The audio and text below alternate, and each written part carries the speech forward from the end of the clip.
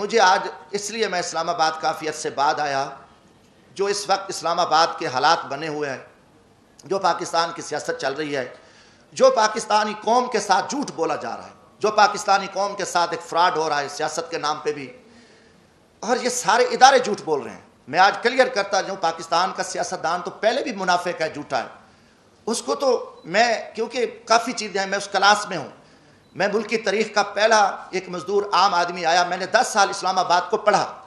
میں نے ماشاءاللہ اپنے جرنیلوں کو بھی پڑھا، میں نے اپنی جوڈیشری کو بھی پڑھا، میں نے سیاستدانوں کو بھی پڑھا، میں نے اسلام آباد کو بھی پڑھا، مگر میں اس نتیجے پہ پہنچا کہ پاکستان کا جو سیاستدان ہے جھوٹا ہے، فراڈی ہے، مکاری ہے، منافق ہے، مداری ہے، اس کا کوئی سروکار نہیں ہے، وہ صرف اپنے اقتدار کی حوث کے لیے وہ کچھ کرتا رہے۔ پھر اس کے ساتھ ساتھ ہمارے جو جوڈیشری ادارے ہیں، یہ بھی ٹوٹل جھوٹ اور فراڈ پہ مبنی ہے، انہوں نے بھی کوئی قوم کو کچھ نہیں دیا، یہ سارا ایک جھوٹا نظام چل رہا ہے، اور پاکستانی قوم کو 75 سال سے میں کہوں گا کہ انہوں نے اندھیرے میں رکھا ہے، اور نہ یہاں قانون ہے، یہاں نہ کوئی آئین ہے، نہ کوئی نظام ہے۔ جیسے کہ جنگل میں طاقتور جانور کمزور کو کاٹتا ہے اور یہ سلسلہ چلتا رہتا ہے، ایک جنگل کا، پاکستان میں بھی ایک جنگل کا نظام ہے۔ ہاں 73 کا آئین بنا، 73 کے آئین میں کافی سارا کام ہوا، مگر جب ذوالفقار علی بھٹو کو پھانسی دی گئی تو اسی وقت اسی آئین کو بھی پھانسی دے دی گئی، کوئی تھوڑا سا کام ہوا، آگے نہ یہ آئین چل سکا ہے، نہ کوئی یہ طاقت ہے، اور طاقت کے بل بوتے پہ پاکستان چل رہا ہے، جو جس وقت چاہے جس کو اٹھا دے، جس کو مار دے، جس کی حکومت گرا دے، عدالتیں اپنی مرضی کے فیصلے دے دیں، اور آگے جو کمزور ہے وہ تسلیم خم ہے، اس میں اخلاق کی جرت نہیں ہے، اگر کوئی بات کرتا ہے تو اس کو اٹھا لو، اس کو غدار بنا دو، اس کو جیلوں میں ڈال دو، جو کچھ کرو، ایک فارمولہ چل رہا ہے۔ وہ فارمولہ سب سے پہلے اس کائنات میں فرعون کا تھا۔ فرعون بہت بڑا ایک تاریخ کا ظالم اور ایک طاقتور انسان گزرا، جس نے 70,000 جو بچے تھے ان کو ذبح کیا،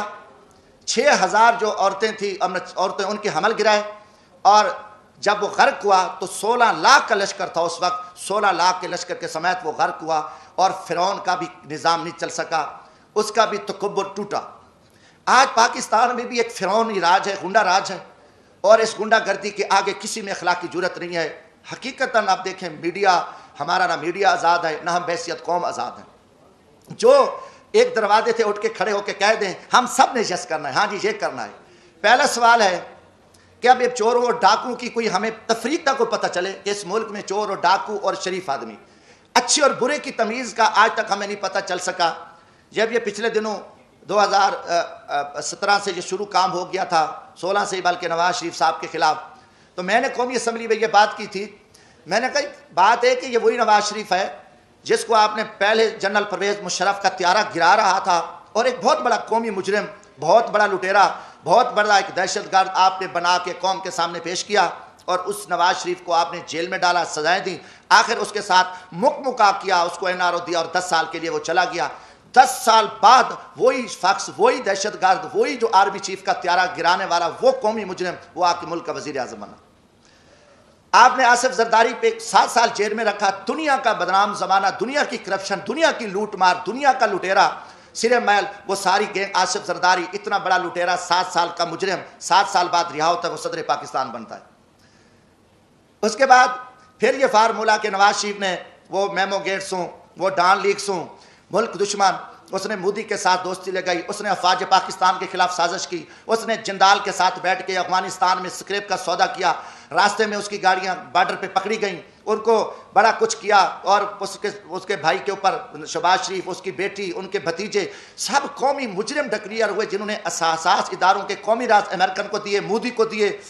ان کی نواسی کی شادی میں اس نے شرکت کی، اس کو، اور اربوں کا وہ مجرم ہے، اب اس کو آپ پکڑ لیتے ہیں، اچانک وہ مجرم، اس کی سپریم کورٹ بیٹھتی ہے، سزائیں ہو جاتی ہیں، نااہل ہو جاتے ہیں، وہ بیمار ہوتا ہے، اس کو ماضی کی طرح بھگا دیتے ہو۔ اب ان کے پورے وزیر مشیر، آپ دیکھیں کہ شہباز شریف ضمانت پہ، وزیر داخلہ جو رانا ثناء اللہ صاحب ہے، اس کو کس نے پکڑا؟ ANF نے، اینٹی نارکو ٹیکس نے اس کو فوجیوں نے پکڑا، اس کے اوپر 15 کلو ہیروین کی FIR، وہ ضمانت پہ ہے، وہ وزیر داخلہ ہے۔ یہ سارے پکڑے گئے مجرم تھے، مجرموں کے بعد آپ دیکھیں 3.5 سال بعد یہ سارے مجرم پاک ہو گئے، ساری چیزیں ختم ہو گئیں۔ اچانک مکمکا ہوتا ہے، اچانک سودے بازی ہوتی ہے، اچانک عدم اعتماد آ جاتا ہے، اور وہ سارے چور لٹیرے جو افواج پاکستان کے خلاف گالیاں دینے والے، قومی راز دینے والے، پاکستان کو لوٹنے والے، وہ گینگز آ کے وہ وزیر اعظم بھی بن جاتا ہے، شہباز شریف، اس کی پوری ٹیم بھی آ جاتی ہے، اب نواز شریف بھی پاک ہے۔ یہ قوم کے ساتھ آپ مذاق چھوڑ دو۔ کم از کم میں پاکستانی ہوں، جمشید دستی کا جینا مرنا یہ ملک ہے، میں مزدور آدمی ہوں، نہ میرے اثاثے ہیں، نہ میری کوئی لوٹ مار ہے، نہ میری کرپشن ہے۔ میں پاکستان کی عزت کے لیے، اس ملک کی بقا کے لیے میں بولوں گا، چاہے وہ کوئی جرنل ہو، فوجی، چاہے وہ عدلیہ کا چیف جسٹس ہو، چاہے وہ کوئی سیاستدان ہو، یہ ہمارے اوپر ایمانی ذمہ داری ہے، اللہ کا حکم ہے کہ آپ سچی بات کو جو ہے نا آپ نہ چھپاؤ۔ تو یہ میں ضرور بات کروں گا۔ اب قوم سمجھ چکی ہے کہ کھیل کیا کھیلا جا رہا ہے، اب اس کا کوئی جواب دینے کو تیار ہے۔ جب آپ کال ان کو چور ڈاکو کہہ رہے تھے، آج ان کی وضاحتیں کر رہے ہو۔ وہی جسٹس جو آج ماشاءاللہ ہمارے چیف جسٹس عمر عطا بندیال صاحب کل انہی بینچوں میں ان کو سزائیں دے رہے تھے، انہی کو مجرم ڈکلیئر کر رہے تھے، انہی کے اوپر حکم چل رہے تھے۔ آج وہی چیف جسٹس رات کو بیٹھتے ہیں اور ان کو پاک کر کے کلیئر کر کے اور سارا کچھ کر کے کہتے ہیں جی صاف ہے۔ اب یہ چیز نہیں چلے گی۔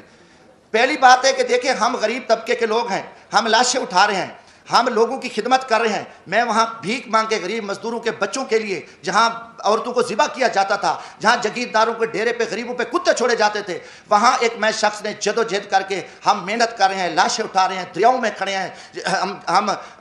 سراؤں میں بیٹھے ہیں، ہم محنت کر رہے ہیں۔ اب ہم سے لوگ پوچھتے ہیں کہ بھائی آپ کی کسی جی ایچ کیو سے دوستی ہے؟ آپ پاگل ہو؟ آپ جی ایچ کیو سے دوستی ہے تو آپ آ سکتے ہو، ورنہ یہاں آپ کی جو عوامی خدمات ہے وہ نہیں ہو سکتی۔ یہ لوگ اب عام آدمی بھی ہمیں چراوا بھی کہتا ہے، میں کہ بھی ہم تو یار عام غریب لوگ ہیں، ہم تو غریبوں کے جوتے اٹھا سکتے ہیں، ہم کسی جنرل کے جوتے نہیں اٹھا سکتے۔ وہ بڑے جوتے ہیں، وہ بڑے لوگ جوتے اٹھا سکتے ہیں، جمشید دستی کیا کر سکتا ہے؟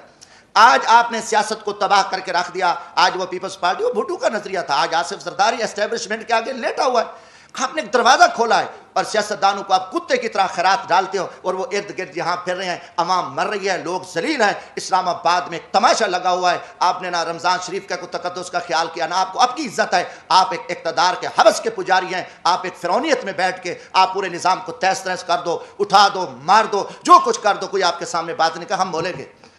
ہم ضرور بولیں گے۔ ہم نہ کسی جنرل کے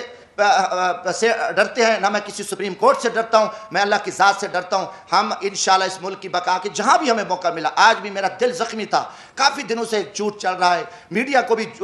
پہ بھی تماشا لگا ہوا ہے۔ کوئی کتنے لوگ میڈیا کے تھے جو کل کیا تھے، آج بیچارے کہاں کھڑے ہیں، کس مجبوری کے تحت کھڑے ہیں، کیا کیا معاملات ہیں، مگر قوم سمجھ چکی ہے۔